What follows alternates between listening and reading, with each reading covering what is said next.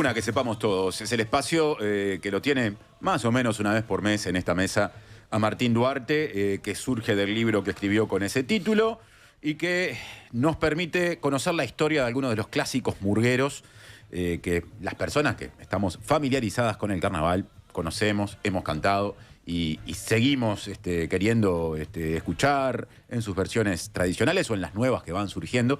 Y de eso también viene la columna de hoy, que se remonta de arranque a 1973, porque la retirada conocida como La Compañera, un clásico de Araca La Cana, es la que hoy le dará forma a la columna. ¿Cómo te va, Martín? ¿Cómo andas, Martín? Un gusto visitarlos nuevamente para estar hablando de Araca La Cana, que lleva muchos apodos a lo largo de su historia: La Bruta, la Murga de los Canillitas, la del Paso Molino. Hoy vamos a estar desandando parte de su historia, pero en particular hoy traje un 2x1. 2 al precio de 1, porque si uno entra en la historia de Araca La Cana se va a topar con 2 de esos saludos y retiradas que han sido los más clásicos a lo largo de su historia.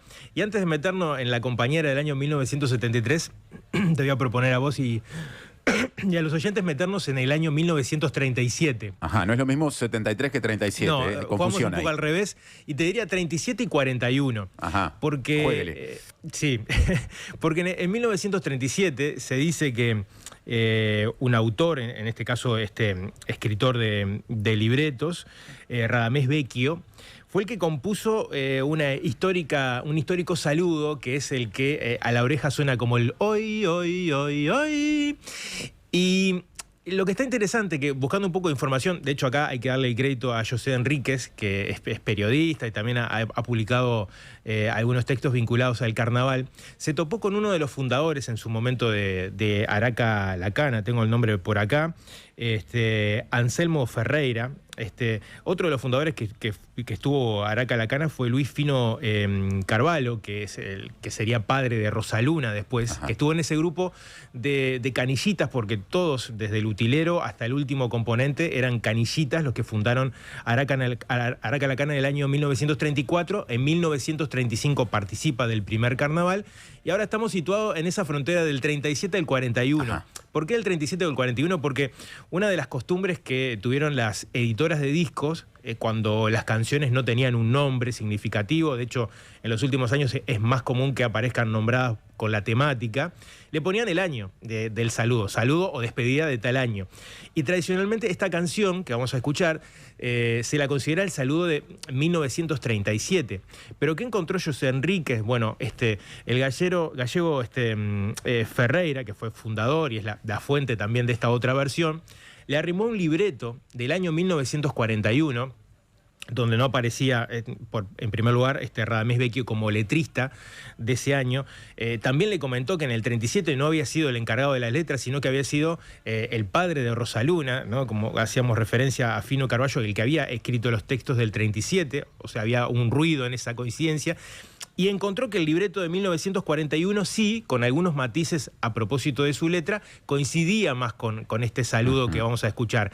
Y otra paradoja, otro dato curioso, es que es un homenaje, por lo pronto, el autor del año 1941 es Esteban Espina, otro gallego, el gallego Espina, como se lo conocía, al que hay que darle el mérito de este saludo. Era fanático de Gustavo Adolfo Bécquer. Y de hecho encontrarán en el lenguaje o en los términos de este saludo algún homenaje encubierto a la poesía justamente de Bécquer. Vamos a escuchar. Rompió la lira su motivo triste y a su son. Juan, mariposilla portadora de ilusión. Bien, sus alas de cristales son. Refleja la alegría que despierta el día cuando sale el sol. Araca 37, 41. Queda la duda, pero hoy rompió la lira su mutismo triste y a su son. Poesía. Poesía y incluso un lenguaje que hoy por hoy resultaría muy, muy dificultoso. Más allá de que Catusa Silva, cuando se incorpora a la murga, mantiene cierto rasgo de poesía característico y que se fue consolidando. Pero si te parece, Martín, vamos a pasar al año 2000, adelantamos un poquito, para escuchar una versión de un tema. Y lo traje a cuenta porque yo hacía referencia a este apodo de la Bruta. El apodo de la Bruta no es caprichoso, sino que también cuenta la leyenda y la memoria carnavalera, y acá puede haber algún ruido en torno a si fue verdad o no. Esto lo ha relatado el propio Catuzza y lo relata en el libro, ¿no? Que él le contaron los fundadores de esta historia. Otro de los protagonistas de la historia de la murga fue Pianito Castro. Cipriano Pianito Castro, que desde el año 1936 fue uno de los directores de la murga. Se le atribuye a él, por ejemplo, que la murga empezó a cantar en Herradura, ¿no? Con esas propuestas innovadoras. Bueno, fue uno de los directores que tuvo la murga. Y en el año 1941, en el concurso oficial, se dio un hecho bastante curioso, o por lo menos la leyenda dice esto, porque le estuve consultando en su momento a Milita Alfaro. Todavía no estaba inaugurado el Teatro de Verano. El Teatro de Verano es de 1944 y en el 45 se hace el primer certamen del carnaval. Por lo cual, las locaciones donde ocurrió el concurso en la década del 30 y del 40, hubo algunos momentos que fue en el Teatro Solís, en el Teatro Urquiza, pero al parecer esta anécdota o esta historia surgió en el Teatro Artigas, que quedaba en la calle Colonia. Ajá. Y al parecer, Pianito Castro, el director de la murga, le hizo una propuesta al jurado, porque al parecer en aquel momento la murga le cantaba de frente al jurado, y a su espalda y a los costados estaba el público. Entonces lo que le propuso Pianito fue ocupar el lugar que tenía el jurado, o sea, yo pasarme para tu lado, que la murga cante en este lugar, y le cantaba de frente al jurado y de frente al público, como pasa hoy por hoy, ¿no?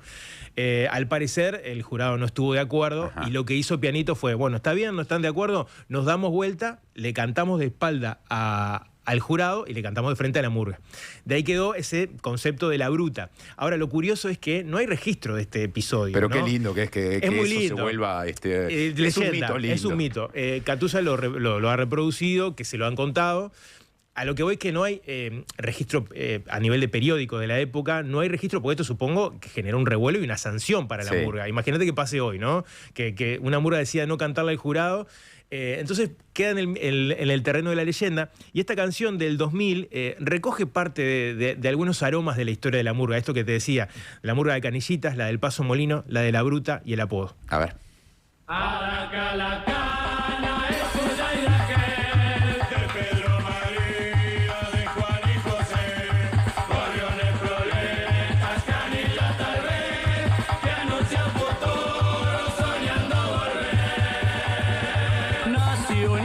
Paso Molino, murga lunfa y callejera, fundada por los Canillas, entre diarios y quimeras, bautizada se eleve por aquel grito campana que anunciando a los milicos gritaba Aracalacana. Y esta estirpe de gorriones, los hijos de don Florencio, se afincaron en la teja para callar su silencio. Un poco de historia de Aracalacana. Qué bien que cantaban en el 2000 Aracalacana. Yo tengo recuerdos de esos carnavales porque yo ahí ya iba al carnaval, y más allá de cómo figurara finalmente en el concurso, mejor que en los últimos años, dicho sea de paso, y aparte con continuidad, tenía un grupo muy consolidado en ese tiempo Aracalacana. Y siempre se le reconocía, insisto, más allá de su figuración, que en esos tiempos era una de las murgas que cantaba mejor. Totalmente, era como un diferencial el sonido del coro, la potencia del coro. Y de hecho, esto es un audio que se recoge del disco 65 años. En el 2001 la murga gana, es el único título en la historia que tiene Aracalacana.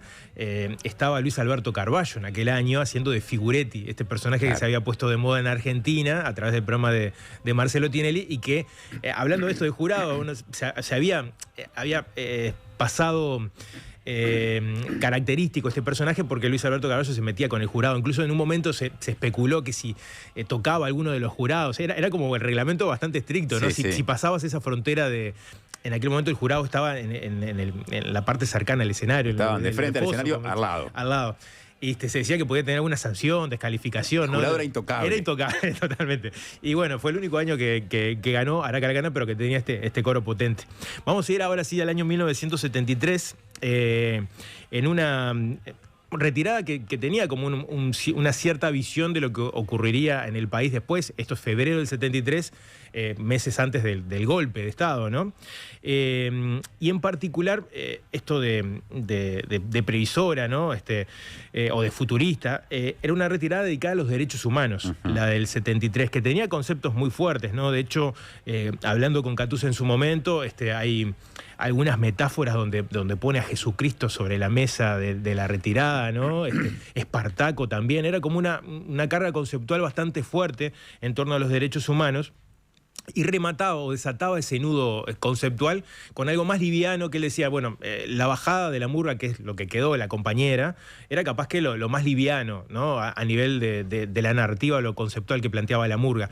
Y de hecho, hay, por algunas características y misterio de estas canciones que van quedando, y no tanto, porque con Araca vamos a ver más adelante, por lo menos mi teoría de por qué quedaron estas canciones, este fragmento que es la bajada de la murga es lo que quedó, la compañera, ¿no? Esto de acompañar, de apoyar de alguna forma, de saber que estás acá en el momento más complicado, era un poco lo que le quería transmitir al pueblo. Y otro dato curioso que me pareció interesante a la hora de recoger esta versión original del 73, es uno de los protagonistas, uno de los solistas que tenía la murga en aquel momento, que era Rubén Molina. Si yo le digo Rubén Molina, capaz que no suena tanto, pero si citamos a Jaime Ross y al Canario Luna, no lo vieran a Molina. ¿Es ese? Es ese mismo. Mirá vos. Vamos a escucharlo, bueno, cómo sonaba la voz de Molina, que es el solista de la murga. Pero además, acoto, febrero del 73, ya se estaba gestando el golpe de Estado. De hecho, hay quienes dicen que fue un golpe en 2 etapas y la primera se da en febrero. Bueno, había carnaval en ese Montevideo en el que se respiraba todo eso y Araca cantaba con el sonido de aquel tiempo. Me encanta volver a esas bocinas de las murgas de antes, así. Araca, la murga compañera, de un pueblo que controle los cenas de la arena. Ya que carnaval nuestro destino, forjemos el futuro por el mismo camino. Pueblo, tu arrogancia es una flor que aún marchita vive en su aroma. Nunca vivirá como un mendigo, porque tú mismo encuentras allá en los casinos. Pueblo, Porque esencia vive. Cuando se habla de la arrogancia del pueblo, esa es la voz de Molina. Esa, pueblo, ¿no? Pueblo, tu arrogancia es una flor, ¿no? Ahí lo escuchábamos a Molina. ¿Hiciste de primo ahí? ¿Está bien o te fuiste más arriba todavía? No sé en qué, a esta hora de la mañana no sé en qué canté, pero... El gallo cantó. Sí. Pero bueno, sí, una tonalidad ahí entre primo, sobre primo, ¿no? Bien. Pero se lo catalogaba como el Gardel de la murga y de hecho... nosotros lo conocemos básicamente a través de otros, a través de los cuentos, a través de Brindis por Pierrot, ¿no? Yo salvo esta grabación, seguramente hay que hurgar en otras, pero no lo escuchaba muchas veces cantando, por eso me parecía interesante traerlo. Acoto una cosa más, Sí. Martín. Mucha gente seguramente cuando volvimos y quedó sonando de fondo este registro del 73 de haber dicho, che, pero ¿por qué no dejan que la canción, nada menos, ¿no? Que esa despedida corra? Tranqui, que al final va a estar capaz que en otra versión, pero nos vamos a ir con la compañera de Araca. Totalmente. Bueno, ahora empezamos a ver por qué a mi criterio esta canción trascendió también. Puedo tener muchos culpables o responsables de eso. Antes de un datito, en el 73 la murga ocupó el puesto 30 del concurso. Catúzez ya decía, bueno, esto que vos decías, ¿no? Se venía la dictadura, había también quienes integraban el jurado estaban bastante alineados también políticamente con el gobierno de turno, ¿no? Más allá de que tanto la Araca como la Soberana en aquellos momentos llegaba a ser 20 tablados por noche, por eso de apoyarse un poco en el pueblo y no tanto lo que... siempre Araca tuvo como ese discurso, ¿no? De que no le importaba el premio como tal, insisto, más allá que ganó en el 2001. Y acá uno de los responsables de que trascienda la canción son los olimareños. Y Alfonso Carbone. Ajá. Alfonso Carbone en 1982 asume la dirección artística de Palacio de la Música y del sello Orfeo. Y uno de los primeros problemas que tiene es que dentro del catálogo artístico de Palacio de la Música no tenía ninguna murga. La Reina de la Teja y Falta y Resto editaban con otros sellos y él se le ocurrió en algún momento llamar a Catusa Silva justamente para registrar algunos repertorios. De hecho, el del 83, algunos fragmentos del cuplé del 83 es de los que registra, y también algunas canciones clásicas, como La Compañera, entre otras. Pero los orimareños en el año 1984, en el exilio, graban su disco llamado Araca, simplemente con la expresión de alerta. Y si te parece, vamos a escuchar un fragmento de esta versión que tiene a Braulio López y también a Pepe Guerra como protagonista. Guillermo Lamolle siempre pone el ejemplo del dúo a la hora de explicar cómo suenan las cuerdas de primo y de segundo. En este caso, Pepe Guerra hace las veces de segundo y Braulio de primo. Ajá.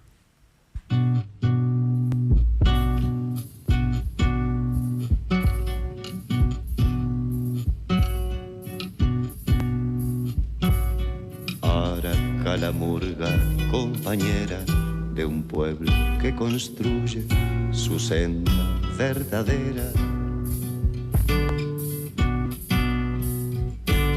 Nace en carnaval nuestro destino, busquemos el futuro. Ahí están los olivareños. Yo les recomiendo que la busquen después esta versión, porque se va a encontrar esto que yo te decía, cómo se amalgama la voz de Braulio López. Acoto dos cositas. Sí. Fernando y Elena nos recuerdan que el último primer premio de Araca la Cana, ya que hoy lo mencionamos, fue en 1997. Ese es el año de 97, el personaje sí, figura. de Yo 2001 no es. Tiene razón. 97. Tiene razón. Sí, En 2001, Araca, como mencionamos acá, andaba bien, cantaba muy bien, pero ya ahí 97, no razón. tenía primer premio. Sí, sí. Muchas gracias por la acotación. Rapidito, porque yo en el libro le pregunto a Catusa por la música original de esta canción, y él me cuenta una historia que la presentó en Agau, y él, como escuchaba canciones de la radio y se inspiraba a escribir, nunca supo cuál era el tema original de la canción. De hecho, yo publico el libro con esta versión de Catusa, que de hecho se juntan en Agadu para tratar de encontrar con especialistas en tango y folclore cuál es la canción original, y no llegaron a encontrarla. Ajá. Cuando salió el libro, un lector me manda un mensaje, dice, mira, yo a través de un libro de Rubén Olivera llegué a cuál era la versión original del tema, esta música en la que se inspiró. Y es un tema de Ramona Galarza, se llama Costera, e integró el disco 1974 Pescador y Guitarrero. Si te parece, escuchamos unos segundos. Dale. Porque es bien interesante.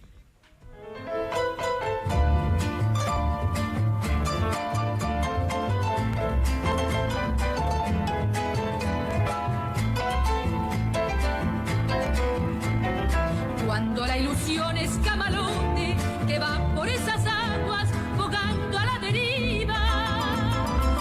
Ramona Galarza, no. Eso. Ramona Galarza. Claro, Costera. es esa la Esa es la melodía. canción original, más allá de que Catusa en su momento no supo, y de hecho, como decíamos, hoy por hoy está registrada con letra de José María Silva y música popular. Bien por vos. El Casqui dice que este dato lo hizo emocionar. Y además, antes llegó otro mensaje, uno que dice: buenísima la columna, lo dice Marina. Muchas gracias. Buenísima la columna de Carnaval, que bueno, que pide más frecuencia. Vamos a encontrar excusas para que siga Bueno, los que se viniendo quedan por con acá, ganas, yo paso el chivo ya del libro, o sea, todas esas editoriales están en el libro, una que sepamos todos, así que bueno, los invito. Te saluda Julio de Juan Lacase, que es un lugar del interior muy murguero, ¿no? Con una cultura popular muy asociada a la sensibilidad de la murga. Y leo el último y ya nos tenemos que ir, y nos vamos a ir con la compañera, Sí. obviamente, porque nos dice otra persona que nos escribió, nos dice Diego, que Molina, el que mencionaste, también es el que hace los contracantos del himno viejo de Peñarol. Claro, si no me equivoco, la versión de la canción 7 letras de Peñarol, Claro. ¿no? El que llega allá arriba, que es era la canción que típicamente las transmisiones de radio ponían cuando se daba la alineación de Peñarol. Últimamente hay otras versiones, a mí me gusta mucho esa, que creo que es la que Diego menciona, y dice Diego que en esa versión todavía canta más alto que en la versión de la compañera que pasamos hace Ese un es un ratito. discazo, las versiones de fútbol. De hecho, me quedé con ganas de reseñarlo en el libro, pero un día podemos venir con unas cuantas. Nos tenemos que ir, Martín. Sí. ¿Con qué nos vamos? Y nos vamos con, en este caso, ese cuadro de los cierres de los 90 y principios del 2000, que destacaba el oyente que en el 97 obtuvo el título. Grabó una versión, ahí se va a identificar la voz de Julio Pérez, de Mónica Santos, una versión de La Compañera.